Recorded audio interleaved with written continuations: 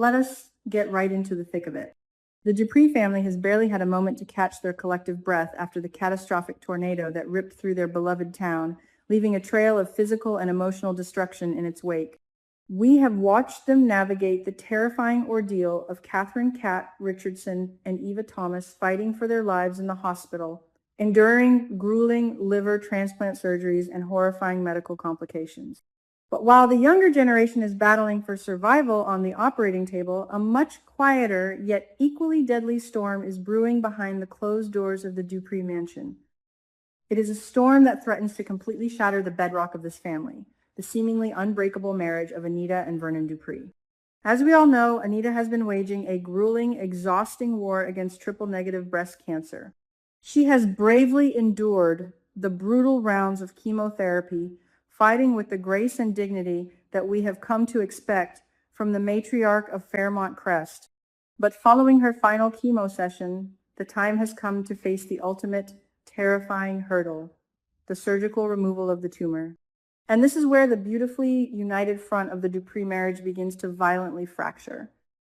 Vernon, paralyzed by the sheer terror of his cancer returning and stealing his beloved wife away from him, is adamantly demanding that Anita undergo a full radical mastectomy.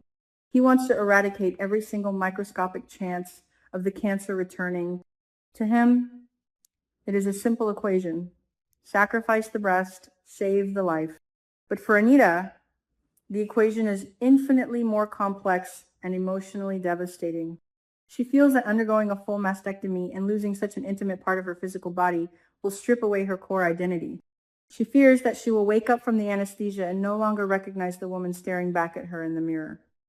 She wants to opt for a lumpectomy, a breast-conserving surgery, to hold on to whatever fragments of her physical self she can after the ravages of chemotherapy. This profound disagreement has not just caused a minor rift, it has escalated into a fiery, explosive war of words between the couple. So this makes me wonder, how much of this intense conflict is fueled by the lingering trauma of the recent tornado? Vernon just watched his world almost get blown away. He stood amidst the shattered glass of the country club and realized how powerless he is against the forces of nature.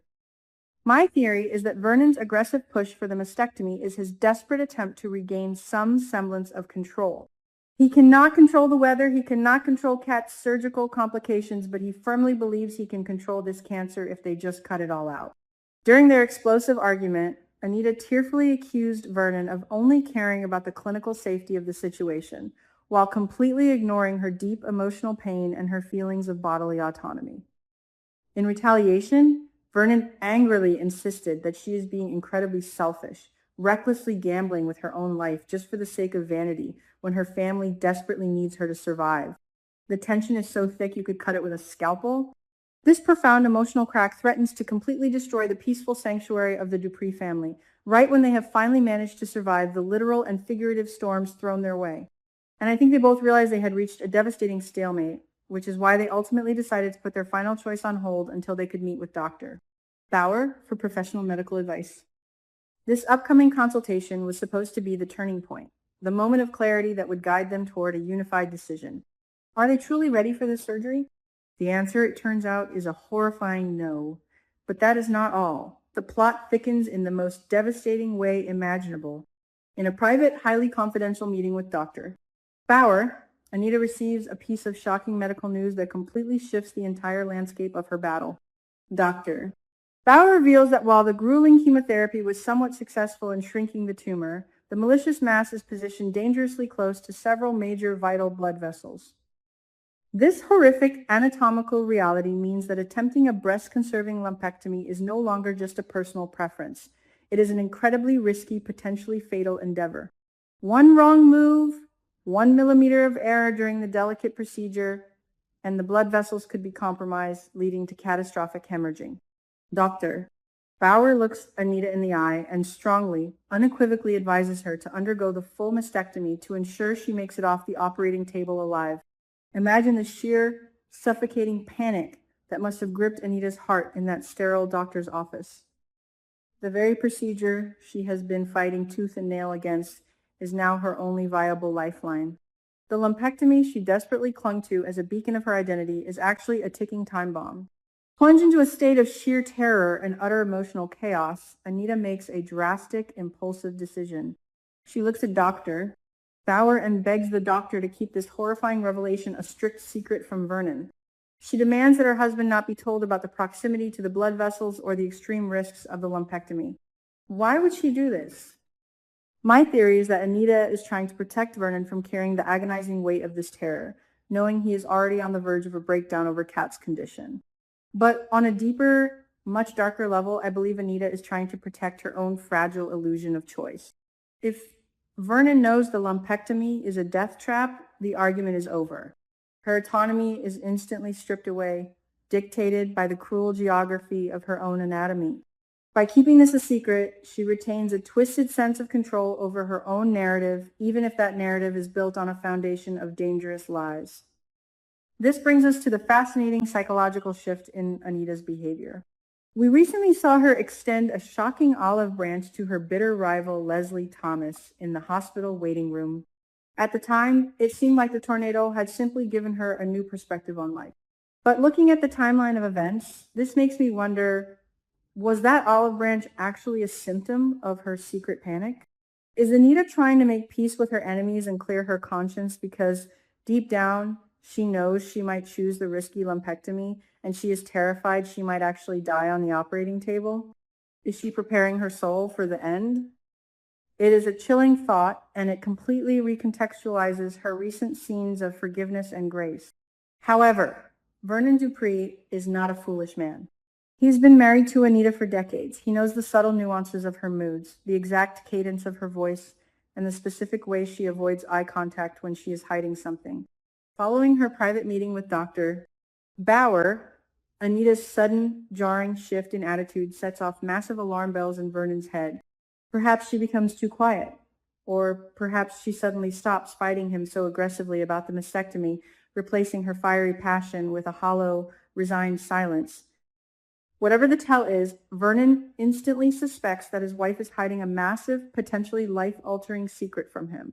Driven by a potent cocktail of profound love, overwhelming fear, and a burning need for the truth, Vernon crosses a massive ethical and marital boundary.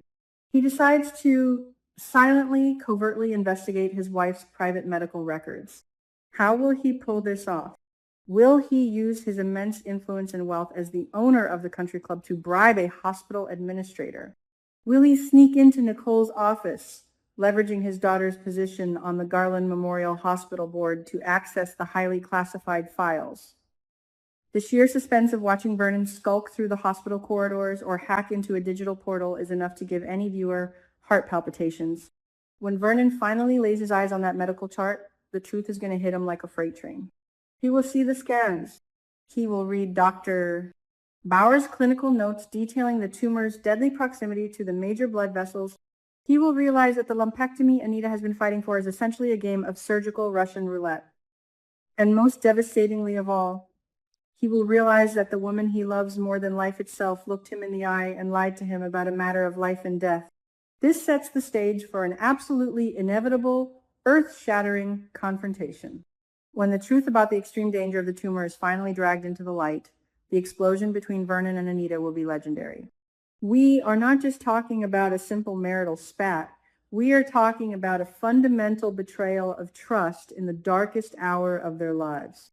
Vernon will be furious, not just because she lied, but because her lie proves that she was willing to risk leaving him a widower. He will view her secrecy as the ultimate act of abandonment. So, what are the possible outcomes for the great Anita Dupree? I have spent hours analyzing the data, and I see several distinct, highly dramatic possibilities for her fate. Possibility number 1, the confrontation with Vernon is so severe that it pushes Anita over the edge, and in a fit of rebellious, terrified defiance, she fires Dr.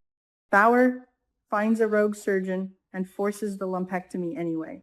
In this scenario, we could be looking at a tragic surgical complication where the blood vessels rupture, leaving Anita bleeding out on the table, plunging the entire Fairmont Crest community into mourning. Possibility number 2, Vernon, armed with the truth, stages a massive medical intervention. He brings in Nicole, Danny, and the rest of the family to emotionally corner Anita, forcing her to consent to the full mastectomy. While this saves her life physically, it completely destroys her spirit. She survives the cancer, but she becomes a hollow shell of her former self, harboring a deep, toxic resentment toward Vernon for forcing her hand and stripping her of her bodily autonomy. Their marriage survives on paper, but the love is replaced by a cold, impenetrable wall of bitterness. Possibility number 3, the sheer stress of the lie, the confrontation, and the ongoing family drama surrounding Kat's critical condition causes Anita's health to rapidly deteriorate before she even makes it to the operating room. The delay in making a decision allows the aggressive triple-negative cancer cells to metastasize, spreading from the breast tissue into her lymph nodes or lungs, turning a curable situation into a terminal diagnosis. Personally, I am deeply emotionally invested in this storyline. As much as I understand Vernon's desperate, suffocating fear of losing his wife, I find myself fiercely supporting Anita's right to process her trauma and make choices about her own body. Breast cancer is a horrific, deeply personal thief, and the psychological scars it leaves are often just as devastating as the physical ones. I hate watching this beautiful, powerful couple tear each other apart, but I am absolutely on the edge of my seat waiting to see how this climax unfolds. Will their legendary love story be strong enough to survive the ultimate test of trust and mortality? Will Vernon's desperate need to protect his wife ultimately be the very thing that drives her away forever? And how will the rest of the Dupree family react when they discover that their matriarch has been harboring such a dark, deadly secret while they were all distracted by the tornado's aftermath? The stakes have literally never been higher, and the medical drama is blending perfectly with the psychological warfare of a marriage pushed to its absolute limits. Keep your eyes glued to the screen, because the fallout from Dr. Bauer's office is going to change the landscape of Beyond the Gates forever.